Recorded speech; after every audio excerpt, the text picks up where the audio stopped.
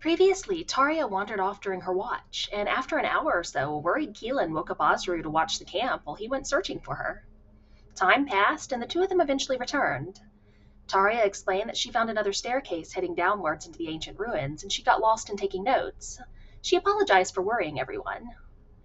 Oz went back to bed, and Keelan pressed Taria a bit for more details, as he clearly suspected there was more to her story. When she deflected, he let it drop for the time being. The rest of the night passed uneventfully, although Oz and Tornak had their own Taria-focused discussion around dawn.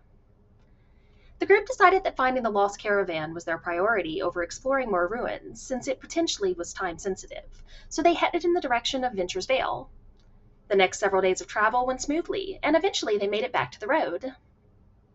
They picked up a newspaper on the way, and both Keelan and Sean were drawn to articles in it. Keelan focused in on an article involving sea elves sending emissaries to the Empire, while Sean's attention was on an article talking about the Valenta family that mentioned several familiar names, including that of her father. The next few days passed peacefully. As the group got closer and closer to Venture's Vale, they started to hear rumors about the players of Fortune's Point setting up outside the city.